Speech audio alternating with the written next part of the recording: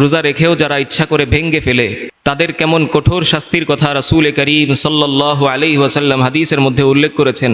রাসূলের সাহাবী হযরত আবু উমামা আল বাহিলি রাদিয়াল্লাহু তাআলা আনহু থেকে বর্ণনা, সহিহ ইবনে খুজাইমা 1986 নম্বর হাদিস, আন্নান নবী সাল্লাল্লাহু আলাইহি ওয়াসাল্লাম ক্বাল, নবীজি সাল্লাল্লাহু আলাইহি ওয়াসাল্লাম বলেন, বাইনামা আনা নাইম, একবার রাতে আমি ঘুমিয়েছিলাম, আমি স্বপ্নে দেখছি, আতানি রাজুলান ফাআখাযা বিদবআইয়া, আমার কাছে দুজন ব্যক্তি আসলেন, আমার এই দুই হাত ধরলেন।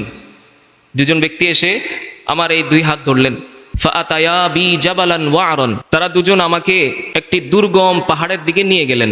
দুর্গম পাহাড়ের কাছাকাছি যাওয়ার পরে ওই দুইজন ব্যক্তি আমাকে বললেন, ইসআদ, নবীজি সাল্লাল্লাহু আলাইহি ওয়াসাল্লাম, আপনি এই দুর্গম পাহাড়ে ওঠেন।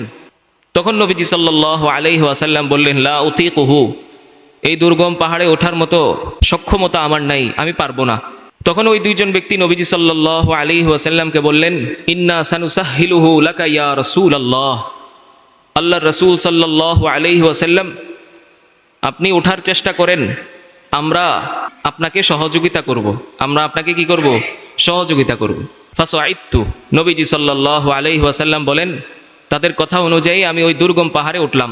হাত্তা ইদা কুনতু ফি সাওয়াইল জাবাল, দুর্গম পাহাড়ে ওঠার পরে সমতল পাহাড়ে যখন আমি গেলাম, নবীজি সাল্লাল্লাহু আলাইহি ওয়াসাল্লাম বলেন, ইদান বিআসওয়াতিন শাদীদা, আমি এক বিকট আওয়াজ শুনতে পাইলাম।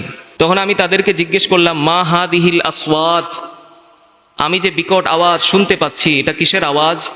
তখন ওই দুইজন ফেরেশতা বললেন, হাদা উওয়াউ আহলিন নার, নবীজি সাল্লাল্লাহু আলাইহি ওয়াসাল্লাম, আপনি যে বিকট আওয়াজ শুনতে পেয়েছেন এগুলো জাহান্নামীদের চিৎকারের আওয়াজ। কিসের আওয়াজ ভাই? জাহান্নামীদের চিৎকারের আওয়াজ। নবীজি সাল্লাল্লাহু আলাইহি ওয়াসাল্লাম বলেন, সুম্মান তালাকা বি, তারপর ওই দুই ফেরেশতা আমাকে একটু সামনে নিয়ে গেলেন। সামনে নিয়ে যাওয়ার পরে ফাইদা আনা বিকৌমিন মুআল্লাকিনা বিআরাকিবিহিম, আমি এমন কিছু মানুষদের পাশ দিয়ে অতিক্রম করলাম যাদের পাগুলোকে উপরের দিক দিয়ে করে মাথাটাকে নিচের দিকে করে ঝুলিয়ে রাখা হয়েছে। পা উপরের দিকে, মাথা নিচের দিকে করে ঝুলিয়ে রাখা হয়েছে। মুশাক্কাকাতুন আশদাকুহুম, তাদের এই গালগুলো চিরে ফেলা হয়েছে, কেটে ফেলা হয়েছে।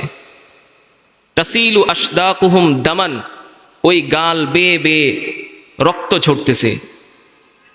নবীজি সাল্লাল্লাহু আলাইহি ওয়াসাল্লাম তাদেরকে, ওই দুইজন ফেরেশতাকে জিজ্ঞেস করলেন, মা হা উলা, এই যে আমি তাদেরকে দেখতে পাচ্ছি যাদের মাথা নিচুর দিকে করে পাগুলোকে উপরের দিকে করে ঝুলিয়ে রাখা হয়েছে, যাদের গালগুলো বেয়ে বেয়ে রক্ত ঝরছে, জাল চিরে ফেলা হয়েছে, কেটে ফেলা হয়েছে, এরা কারা?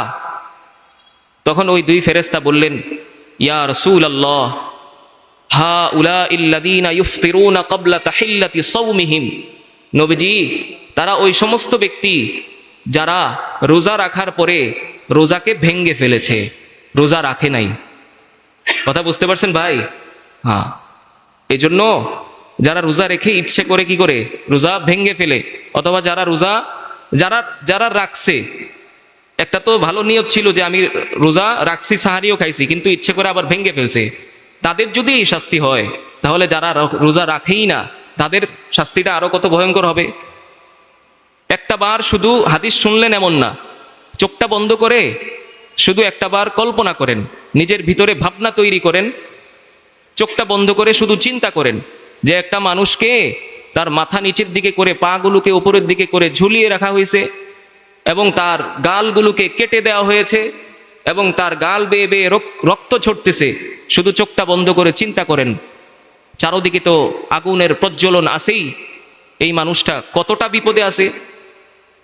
এই জন্য আমার ভাই, রমাদান মাস কষ্ট হলেও রোজাগুলো রাখা।